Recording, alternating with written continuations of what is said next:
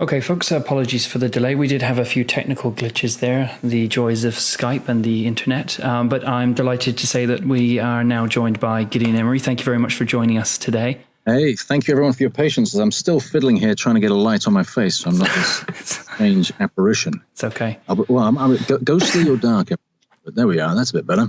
I purchased the same thing. I have an LED light. It makes such a difference. All rough and ready. So we were just saying that you're based in New York, and that's it's quite an experience. New York's in New York. The epicenter right now. Yeah. I guess the good thing is we're not sort of right in Manhattan, so it's a little as I try to jimmy this thing into place, it's a little less congested. So but I mean, I'm in an apartment, in a flat, so it's still, negotiating narrow hallways with, other people. And it's weird, isn't it? It's I think the strangest thing for me is the kind of, not impersonal, that's not the right word, but the, all the kind of social, structure and social graces and stuff sort of go out the window, and everyone's suspicious of everyone kind of thing. And I'm trying to be extra nice to people when I see them, but you got a mask on and all this sort of stuff and gloves, and it's just weird. It's just weird, and it's tough. It's tough for everyone, and I think it's not denying the emotions you're feeling, moment to moment, or hour to hour, day to day, because you're gonna feel, the whole gamut. And I definitely go through, periods of sadness and frustration, and then I feel optimistic, and then I feel it's all bleak, and then I'm angry. I've been following your tweets, and I can see you going through the motions. Like 1 minute you're like, screw this, and then you're like, no, let's stay positive. But everyone's going through the same thing right now, right? Like it's this whirlwind, It's a roller coaster. You just got to be easy on ourselves and not try to be, sort of superhuman and deny what we're feeling, or that kind of thing. Well, I do wish you and your family all the best, because I know that New York is getting hit really bad at the moment. So as one father to another, I appreciate that your kids are like, it's all you think about, right? You're just thinking about your kids. Absolutely. And what sort of planet are we? Are they going to have to come out to? Yeah. Anyways, but here we are. I just blinded myself looking at the LED light. Well, thank you very much for being here, and I'm glad we got the technical aspects out of the way. Now, I can't bring myself to even mention the remake before we even mention the fact that you're probably voiced one of the most iconic characters in the series already, which is Balthier. In 12, so you're no stranger to you're no stranger to Final Fantasy. I mean, you've voiced in, actually, I believe you did additional voices in the 13 series as well. Yeah, and there was Tactics and something else. You did Oriange in 14 in the original Realm Reborn. So you're no stranger to the world of Final Fantasy for sure. Yeah, I mean, insofar as I'd love to say that I've played a whole bunch. From an acting perspective, you're certainly no stranger. Yeah, 100%. Yeah. Well, I know that every Balthier is highly rated, and it's a great character, and you played the part very well. So it would a lot of fans would be furious if I didn't at least bring up the fact that everyone will know you in the series as the voice of Balthier. But here we're here to talk about a completely different role, which is the voice of Biggs, which is a totally different role.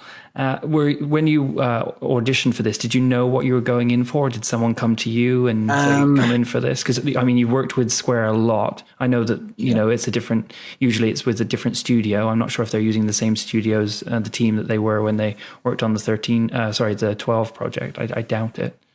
No, not at least in terms of what I was doing. I'm trying to think. I mean, I pretty much auditioned for most everything. This specifically, I honestly can't recall. It's a long time. It's a few years ago now when I started work. I know Erica mentioned that it's been like 5 years or something when we did the first sort of trailery little bit or something. That seems like an awfully long time ago, but I don't know. I kind of lose track. Because some voices were the same in the original trailer, but some aren't. Like, for example, John Bentley. You've met John now. You met him at Great Guy. He didn't actually do the voice in the original trailer way back when, right? So he joined in later. Gotcha. But I figured they probably had like, I'm sure Square have their little black book, and you must be in it because you appeared in a number of games. Look, I do think that Balthier's had a lot of mileage, there's definitely people who are fans of him, and I've certainly been brought in for projects, possibly including this one where it's good to have, Balthier or the voice of Balthier, even if it's not necessarily the same voice. What was fun, what was weird, it was nice to do a different voice, obviously, accent-wise and such. What was interesting is I gave a little interview thing at the launch at PAX. Oh, at E3. PAX, yeah, thank you, yeah. And someone misinterpreted that because I said, it was refreshing not to be the leading man. Obviously referring to Balthier, not meaning like, it's nice to just have a supporting role or something. But that's like literally what they interpreted it as. Okay. I was like, so they thought you were that's not what I was saying. What an arrogant bloke. Yeah. Would I be going like, yes, I've played a lot of leading men, and now it's time for me to step back. So. And that backfired. Well, it's their fault for not knowing. But yeah, like you said, Balthier is incredibly. A lot of people love that character. I'm sure you meet a lot of people that come up to you, my God, you're the voice of Balthier. But you do have a very iconic voice. You have a very iconic accent, I find. I mean, I think it's lucky. Sorry, I know I'm having no luck with this light because it's either going to go right into. It's all good. Like as far as I'm concerned, we're in disco now. But yeah, it's nice when I get to use my own accent, and I've had the joy of doing that more in video games than I have on camera. So that's really nice for me because it's I guess I can bring more of me, or it's less of a layer between me and the character or something, perhaps, because you sort of put on a jacket, which is an accent or something, it's an extra layer or something that you've got to sort of work through to bring your truth, if you will. And it's obviously much easier when like, so-and-so is always the same, but it's like, well, they're cast for them, and if you're a character actor who does, a bunch of different accents, you're always kind of putting on those coats, but obviously some coats are, more well-worn and some are perhaps a little ill-fitting, but it's nice to, when I have had the chance to do that. And it was also fun for Biggs, obviously being American. And I kind of like the banter. The banter in that was kind of... There's a lot of banter. There's a lot. Like I've spent quite a bit of time with the game now, and Biggs is quirky. It's a lot of banter. This game is full of banter. It's really quite surprising how much banter one game can have, and in a good way. Like it really gives chemistry to the characters, I find. Yeah, full of banter. It'll say that on my epitaph. There could be worse things on there, right? Like couldn't get Skype to work. That's right. It's also a longer acronym as well, Yeah. So. Were you concerned going into this project because you knew it was a Final Fantasy project that you were thinking, I've already got such a leading role in 12. Do I want to have another major role in another game? Were you concerned about? No. I'm just happy working, to be quite honest. I try to limit my shouty, screamy stuff because, after a period of time, it just doesn't. It's not good. It's like you can't be a sprinter, sprinting for a 4-hour voice session. I've heard that before from voice actors say. Even Linford Christie would suffer. Yeah. No, I mentioned that because he's obviously the British. I know who he is. Go to, but no, of course I know who you know. But he was. I was a big fan of Linford Christie, and then I was so thrilled that when I was living in South Africa, he came to do an exhibition thing, and he won the race, obviously. And it was amazing. And then I had a Union Jack, and I was waving it, and he came over and took the Union Jack from me, and then ran and did his lap of honor. I was like, oh man, he took my flag. That's really cool. So that has nothing to do with Final Fantasy. It's all good. It's a cool moment for sure. Yeah, it's fine. So we have some questions that came in from the community. So we figure we'd start with those so I don't end up asking you similar questions. Yeah, if you could sanitize them first. Yeah, I'll be more than happy to.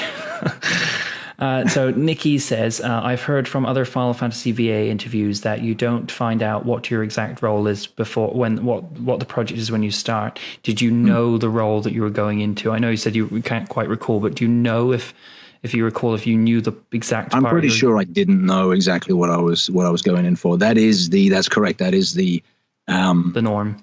The norm. There's definitely been, I think, in the last 5 years, perhaps, there's been a real concern with stuff leaking and this kind of thing. You know, I mean, even from evidently from actors auditioning for stuff, because if you book the job, I mean, you're obviously not going to tell them what it is. You're signing NDAs and all this sort of stuff once you book the job, right?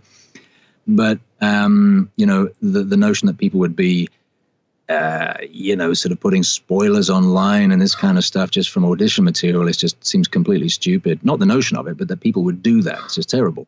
So yeah, it's obviously at the stage now, or it has been for a while, that I mean, there'll even be fake you know, copy or script for you to audition with. So I audition for many things where I have no idea what it is, even that I'm auditioning for. And then you get the thing and it's completely unrelated. Obviously, there's stuff where maybe they haven't got fake material and you can go, oh, the dark side might be Star Wars. I don't know, you know, but that's kind of rare these days. So yeah, I didn't That's got to know. be quite challenging from an acting perspective, because I know with and every voice actor I've ever spoke to says that, you know, when you get the script, they literally just dump it in front of you on the day. Going into an audition, not even knowing what you're auditioning for, not seeing a script, that's got to be challenging. Like, just to be able to do it on the spot. Yeah, I mean, I think it's become more challenging in a ways since things have moved to audition from home. And I don't mean because of the pandemic. I mean, you know, there was a shift in the last, you know, 8 years, I guess 8 years ago, perhaps, or something. There's abouts where, you know, you used to go into your voice agent to audition. And they might give you adjustments, the engineer there, or you go to a studio to audition and somebody might be giving you adjustments in the studio, which is great because, you know, they know what the project is and they're able to guide you. Oh yeah, can you do it a little more like this? As if you were to go for an on-camera thing where they know the role and they've got the full script, but you've only got, you know, a couple of pages. So in a sense, it's challenging because you just got to do a stab in the dark. But at the same time, because you have less information, you know, it's less to kind of, you know, cloud your mind. So you just go like, okay, well, this is what I would do. And I always try and bring a bit of me to the role because, you know, why not? And that's what sets me apart from, you know, the next voice actor. Give you a chance to overthink it, so because you know you got it there, right? So you got to go with it in the moment. Kind of thing. I mean, you know, there's definitely days where you sort of go along and you can do a read, and then you can get sort of caught up in like, yeah, I don't like that, you know, and you could spend forever. But oftentimes I find the you know, the first take or two out the gates is what I'll end up sending. But you know, I mean, there's the ratio of you know, quite honestly, of audition to booked, you know, is very high, you know. So it's or low, as the case may be. But so it's it's hard to know. It's hard to know. But you just got to take a stab. For sure. So the next question, actually, we've kind of touched on already, but I should still ask it because Stephen asked, he said, I'd ask him if he enjoyed the part of the supporting role. Haha. I joke, but honestly, like, did you know, like, once you knew that you had Biggs, did you know much about the character already? Or I honestly didn't know. And I've been asked that before. And, you know, I wish I could say, oh, yeah, of course, Biggs and Wedge. Oh, my goodness. Well, yes, to be fair, in the original, there really is not much to them. They're they are very much a supporting role, but there's really not, in the remake, there's a lot more content to them, right? So like what was in the original game, Midgar, the city is like maybe 4 or 5 hours if you push it, whereas this game's 40. So, you know, I've without sharing any spoilers, I've just went through a chapter in the game where it involves Biggs, Jesse and Wedge, and they're going off on an adventure to do something, and there's a lot more content to your character now. So I guess that kind of gave you like almost free will. Like when you were in the studio, did they give you direction on what they expected from that character, or did you say, yeah, I think this is how no, for sure. There's always great guidance with games, and there was with this one, but I didn't feel sort of restricted or, you know, pushed in a specific direction. I think, look, a fair amount, you know, most of it was done to picture, I would say. Well, maybe 60%. so we had stuff to reference, and that's obviously a really good lead, the same way that Balthier was in 12. So and then you've obviously got the here and there you've got Japanese voice print, which is usually not useful for the English version because it's its own speed, and it may be more vocally animated than we could get away with playing it in English. Different. It's almost like a different world, really, isn't it? I mean, totally different way.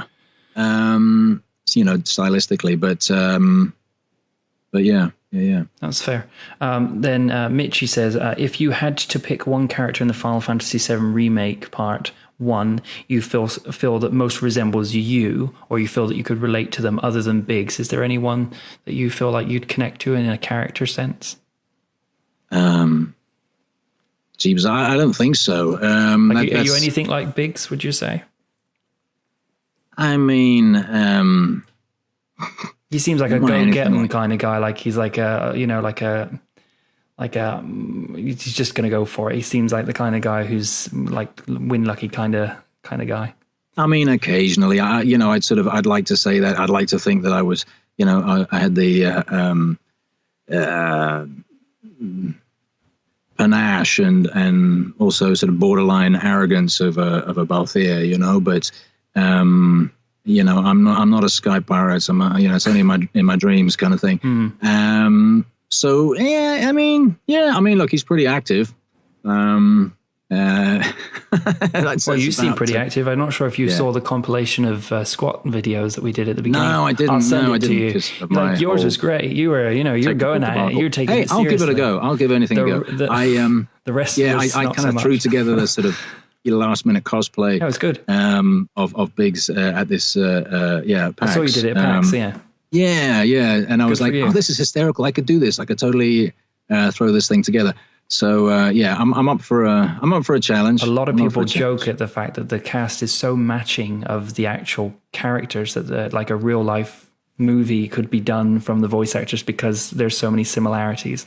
So I wish things like that would happen. I always sort of feel a little sad when you see movie version of games, feature films, and then it of course it doesn't involve any of the actors, but that'd be fun, of course. I imagine them really. I'm trying to think of many games that have gone to movie or to Netflix that have done really well. Like I guess there's The Witcher. I haven't watched it. I only got through the first episode and I wasn't feeling it.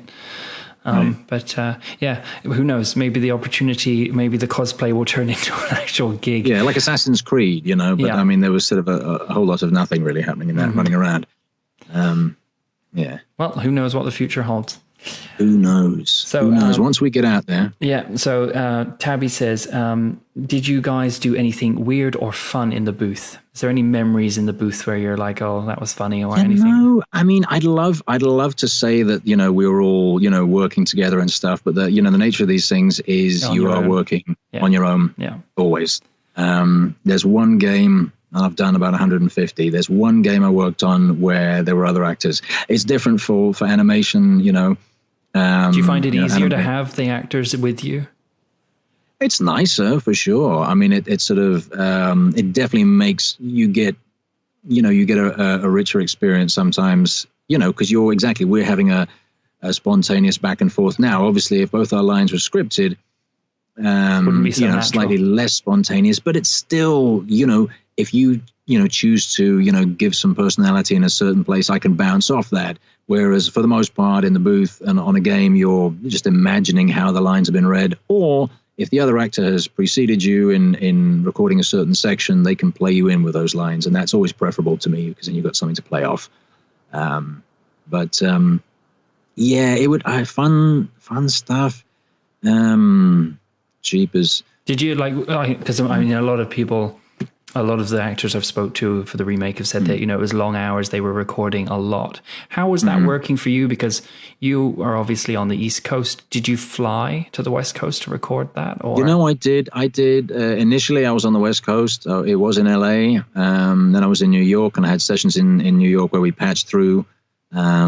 So although we weren't on a video chat while I was getting direction down the line, and then I had another session. I was back in LA for some work and had another session with the team. I mean, it's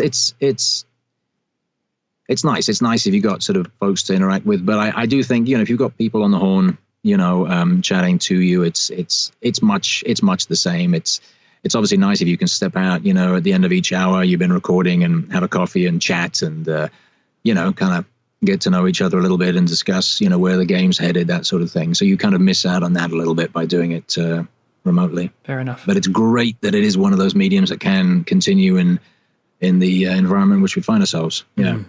So, most people know that the remake is a episodic game. So this is the first portion of the game, and whereas with characters like Cloud and Barrett, Tifa, Aerith, they're going on this really long journey. Whereas I don't want to spoil anything, but the role of your character is Midgar focused.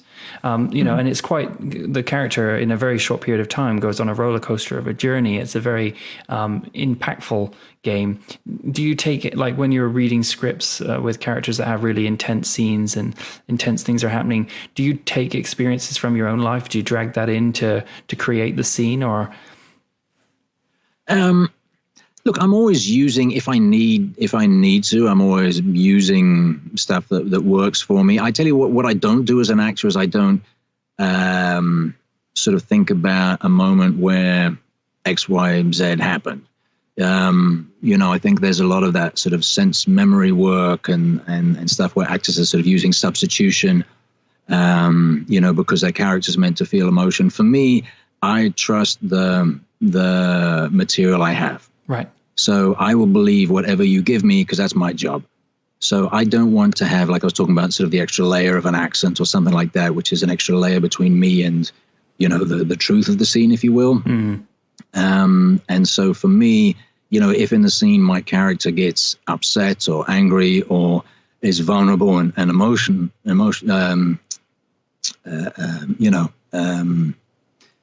a little sad or something, then I'll just trust that's where I need to get, and I'll let those lines take me there because I've read it through. You let the material do it. You don't pull. Yeah. Okay. So I don't like to kind of go like, oh, let me think about a certain thing or let me play music or whatever to get me in the zone. It's like that's never been my technique, but it's obviously what works for actors. But for me, I've sort of my preference is always, trusting the material and believing the material and not judging it. Right. Well, I guess the material. I guess that calls on two things. One, it shows that you're a good actor, and two, that it shows that the writing must have been good for you to be able to portray the character accurately and emotionally if it's written well, right? For sure. I mean, obviously, there's some roles where you get to go, deeper, broader, darker, places than others. I think probably the most emotionally taxing work I've had was in a short film called Survivor Type, based on the Stephen King short story. Mm-hmm. Where he's a lone shipwreck survivor and eventually, sort of gives up all hope and ends up cannibalizing himself to survive. But it's, basically delves into kind of sort of madness. And there, scene to scene, just imagining what it would be like if I were in that, in that situation, and then just like putting yourself there each day when you walk on set, kind of thing. It's, it doesn't tend to get that intense in most games. I think it's nice when you do have, look here also we have restrictions in when you're dubbing too, where you've got time restrictions. I was just talking to audio Britt Barrett about that. Yeah. So, I mean, they're like literally down to the frame. Yeah. So that is an added element, which is, obviously not character driven, but especially with the Japanese, right? Because they speak much faster, and then to be able to deliver the same line in a fraction of the time, right? Yeah, well, that's where when you got like a good writer involved, they've thought of that ahead, or they're on the line like they were for this, where they can make a slight tweak if needs be, right, if it's just not fitting in. Yeah. So you went to PAX and you got to do the signings with the attendees, and saw the photograph of you on the bike in your cosplay. Yeah. Like, how was that? Like, I know you already know all about the fandom, you've already experienced it, but to be basically, because I mean, 12 was, wow, that's some time ago now. Yeah, and I never did anything around 12. Really? You know? Yeah. So, I mean, my first. What about from a fan base perspective? You must have done you've done many convention appearances. Well, no, I was about to say my first convention was in the UK. It was as KupoCon, but MCM. That was and that was maybe 8 years ago or something. Okay. You know, and definitely 12 predates that. I've done a handful. What was PAX like? PAX was packed.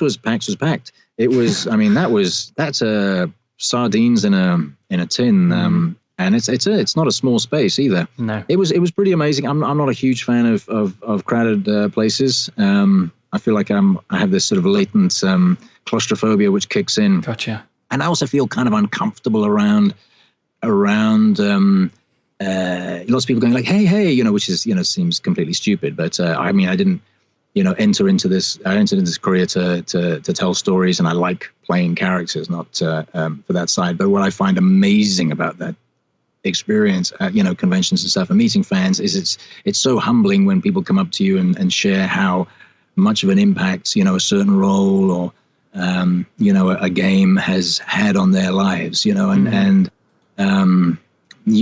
sat at a table before, where it's been like dead quiet, and then somebody's come up and just shared an incredibly personal, vulnerable story.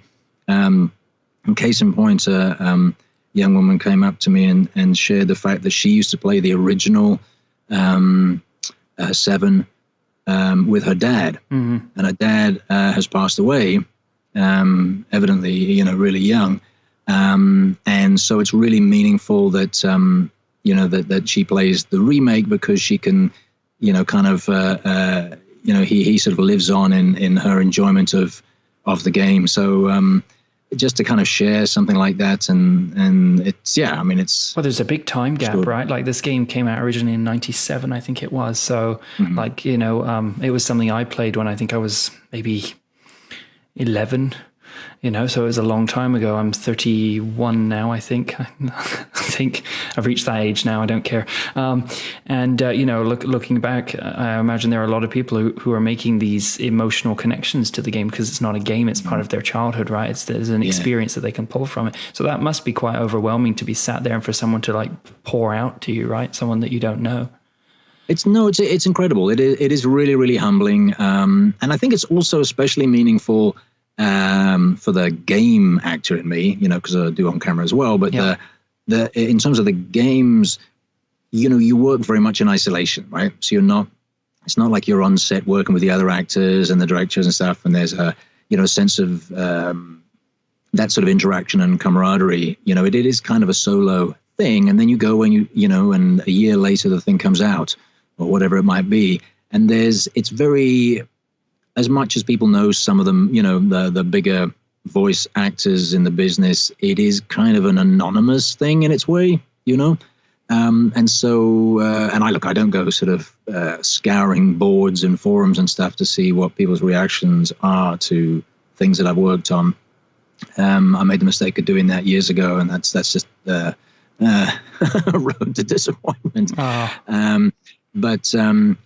Well, I've heard nothing but positivity about your role. I really have. Cheers. Yeah, and no, but it doesn't. I mean, it doesn't sort of. I don't worry too much about it, but it is wonderful when people do that because I have no clue, and it's a good reminder of the fact of I might not think something was a huge significant thing, but it can be in people's lives, and especially now, I guess, when people are all indoors. But it's wonderful. It's wonderful. Yeah. Are you quite excited for the reaction coming? Because I mean, we're like, I feel like the embargo ends at 9:00 ET. I think it does. So we're like maybe like 3 or 4 hours away from people being able to play the game and everyone can talk about it. And are you quite excited to feel and see the reaction from people? Do you have a little bit of fear in you, or? Oh, goodness, no. I mean, my only fear is coming up with a more entertaining thing for my daughter to do tomorrow, as we do art projects every day and stories and all this sort of thing. So my kids made Forky today from Toy Story. The Forky, have you seen that in Toy Story 4? Oh, Is okay. it 4? Yeah. Great, okay. Great. I recommend it. It takes up time. Yeah. We made we did the first part of the art thing yesterday, like a huge painted thing, and it ended up being like a big mixed media something or other. And then I made a robot with her, because my dad made a robot with me. I mean, I say robot loosely. It's not like it had anything electronic or powered, but it was the sort of creature and sort like of a cardboard type thing stuck together. Yeah, it was sort of like toilet tissue plastic, rolls coming out the side of it. A little bit better. I actually had the other earphone that went with this. We will expect to see it. Like, we're going to wait for the tweet with the image now. And I'm gonna have a whole. I've decided I'm going to do a whole series of me and the robot, a web series or something. eBay keep me, and then eBay the thing. Yeah, for sure. Yeah. So what was you saying? Oh, yes, you were saying there's a bit of fear and stuff. I'm looking forward to the reaction for sure. And I'll definitely hop on and see. Do you typically play the part? Do you game at all? Do you? No, not much. Will you be looking? I mean, I did have. I'll be honest. Since I became a dad, the console got put away. So I know that feeling. I haven't played in a long time. I mean, right now, it's like if my wife and I can watch something that isn't. Because there's like a little bit of kiddo stuff, because it's, as much as I wouldn't like to do that, it's the only way we get anything done. Yeah, I hear you. But she's just like a little wonderful busy bee. I watch like a little bit of news before I go to bed to sort of see what the latest nonsense is. But I think we've watched like one series in the last year or so, and that was in the last. Wait till you got two of them running around, and then. Well, yeah, I mean that'll be the next thing. And then the wife turns and says, "Oh, one more," and you go, "Not a chance, love. Don't touch me." That's right. We'll see. We shall see. Like, I'm sure if you venture on to say like Twitch or something, you'll see people playing the game in the next 24 hours. And I can't quite imagine what it would be like to be like watching yourself in it. Like, if I watch the stream back, it's me, but to see your voice on someone else must be quite an. I mean, you're probably used to it now. You've been doing it for a long time, but just see your voice and see people appreciating it, it must be quite special. Well, I haven't seen that sort of. It's now, so I haven't seen like exactly like if I were to go to something like that and see people sort of commenting live while they're playing it, that might be interesting. You're going to see that. I did play my self-named character in the Call of Duty Advanced Warfare, which also looks like me because I did the mocap and scanning and all that sort of stuff. So that was a little trippy, being able to control literally digital me running around, looking obviously cooler than I look, like most characters I've voiced do. But that was a bit of a trip, for sure. Yeah, for the 15 series, they did Kingsglaive, and that was motion captured, and we've worked with some of the voice actors for that, and for them to see them physically in the game and to be the voice, that's a completely different world. It's something completely different for them. Yeah, well, I mean that's definitely fun because it's more like sort of theater, and I'm a theater trained actor, so that's a lot of fun because it feels stage like, except you got obviously technical sort of rig and stuff with a camera and stuff, but that's its own thing too. I think that's probably one of the most challenging things I've done as an actor, because a lot of that is I mean, first off, you've got to be memorized like tons of dialogue, because I get through more in a day than you would with on camera, because you don't have to shoot a reverse or close-ups or any of that sort of stuff, because it's just data in a volume of space. And there's a lot. It's also high pressure because they don't want to cut in the middle of a take and edit between these things, because it's really hard, it costs more money. So it needs to be a perfect take from everybody in every take, or we have to go again kind of thing. Gotcha. So yeah, the pressure's on, but it is a fun animal. Well, I mean, on part of just on behalf of the fandom, I want to thank you for coming back to the Final Fantasy series. Balthier was a great character, and you delivered it great. And what I've seen of Big so far, I've loved. I think you're perfect for the character. In fact, actually, every role that I've seen you play, you've pulled off immensely, which really calls to your ability as an actor. So thank you very much for being a part of the game. And I hope that in the coming days, do jump on Twitch, take a look. I think you'll be you'll be pleasantly surprised in seeing people play it, and because of that emotional attachment, right? You've got all these gamers who played the original and have got that serious emotional attachment, and then you've got all these kids that have never ever played it before. So I think it'll be interesting. And it will be, yeah. Also crossover, yeah. Yeah, and with any luck, in the future, we'd love to see it at KupoCon. I mean, we are literally we're a Final Fantasy event, and you've been in 4 titles that I know of for sure. It was 13 was extra, Orionge in 14, and Balthier in 12, and the community love you. So thank you very much for doing this stream. And absolutely welcome. I'm sorry about the delay again. No, don't worry about it. We got there eventually. Don't worry, and make sure you and your family stay safe. Same to you. Give your daughters a kiss from me. Will do. And mine was putting makeup on me yesterday. Fortunately, it's non-transferable makeup. Although part of me kids go to a new step. They just take marker pens and that's it. Like they're all over. I did find my little girl's a climber, so I did find her. There's a little bit of silence where you're like, what is she up to? And then she climbed up inside the desk, which is kind of precarious. And then she had a Sharpie open, and she was like grinning at me like, I know I shouldn't have this. And I was like, walking slowly but swiftly and meaningfully. Everything's fine. No, I feel you. Like the first one was a challenge. The second one has aged me drastically. But I thought with the second one, the second one's when you're going out and people go like, oh, your kid's eating dirt. Oh yeah, she does that. Oh, tell me, what were you saying about coffee? I'm not like that. See, I'm quite OCD when it comes to my kids. I'm quite like, don't touch this, don't do that. I'm very overly protective. I think it's just, I guess every dad has that, but yeah, no, for sure. Well, now we have to be, so yeah, there we are. As long as we can still do funny voices, thank goodness I do that. I don't know what's going to happen when she goes to school and discovers that not everyone does funny voices. She's going to be doing funny voices herself. Traumatic experience, isn't it? Finding out that dad's a bit special. Yeah, especially in all the ways. Yeah. Again, thank you very much for joining me, and appreciate it. Absolute pleasure. Thank you. Take care, and thanks everybody who's tuned in. I appreciate it. And until next time, stay safe. I'll be in touch. Stay home. Take care. Ciao.